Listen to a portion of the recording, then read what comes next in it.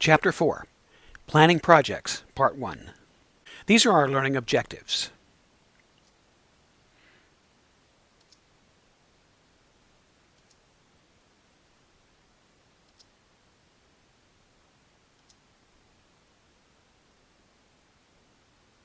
Project planning should guide the project execution. That goes without saying.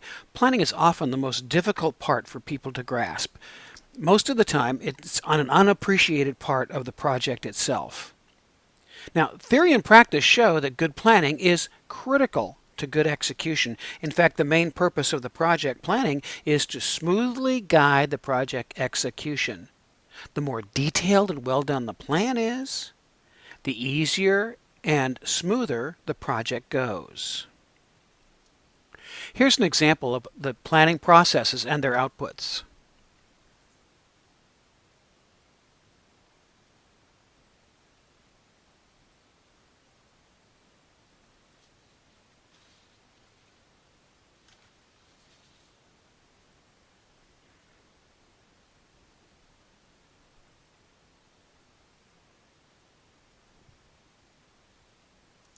Project integration management planning tasks come first.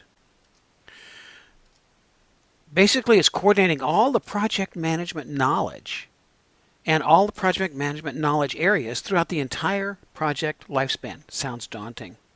The main planning tasks include creating a team contract and developing the project management plan. We'll talk about that a little bit later. Let's take a look at that team contract. The team contract itself makes the team much more cohesive, brings them together under common understanding. Don't forget, one of the biggest problems you're going to have is communication. So as a consequence, you can use that contract and that time together to build your team with team icebreakers. You can do some team building exercises. Most of the time, the people in the team don't know each other, so it's going to be a very critical time to put things together. You're going to clarify team communications, when and how they'll be done, the code of conduct for the team so that everyone's on the same page. Participation may not be just they're actually relating to one another and what they're going to do, but when they're going to participate as well. Who's going to be involved in the process of problem solving? And the meeting guidelines so that there's an agenda and a predictable way of doing things. See the sample on page 115 of the book. Let's take a look at that project management plan. It's used to document planning assumptions and decisions, facilitate communication among stakeholders, and document approved scope, cost, and schedule baselines. Project management plans are a document used to coordinate all project planning documents. They guide a project's execution and control. Remember, control is phase 4 that happens during the execution. Project management plans usually facilitate communication among stakeholders and provide a baseline for process management and project control. There's that phase 4 again. We're going to talk a little bit about baselines. A baseline is a starting point. Right now, that's all you need to understand. We'll cover it more a little bit later. So what are some of the attributes of the project management plan? Well, they should be dynamic, flexible, and receptive to change. We don't like to see change. That kind of upsets most project managers, but it's a fact of life that once you start a project, change will happen. Just as projects are unique, so project plans are unique. A small project would have very few things. A large project would be much more expansive. Remember, it's important to tailor all planning documents to fit the needs of the specific project. You don't want to create a monster. Here are some common elements in project management plans. First of all, there's usually an overview of the project. Then there's the project organization, the management and technical processes you're going to include, the work to be performed, the schedule information, budget information, references to other planning documents, and basically a detailed schematic of what's going to happen. And this is what your project looks like. Go ahead and see the handout. Let's take a look at the scope management. Now I love this little cartoon. This is how the customer explained they wanted the swing built. A little expansive. They wanted more than they thought they needed, but They described it to the project manager that way. So this is the evolution and the view of each individual involved. This is how the project leader understood it. This is how the analyst designed it. This is how the programmer wrote the program. This is how the business consultant described it. This is how the project was documented. What operations actually did during the execution phase. This is how the customer was actually billed for it.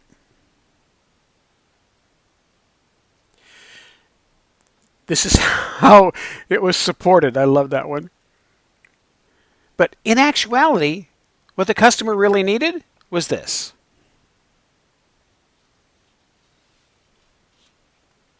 So let's take a look at scope management. Scope management is basically planning the scope. It's collecting all the requirements, which is a very difficult thing to do. It's defining the scope. Remember, the scope is how much we're going to do.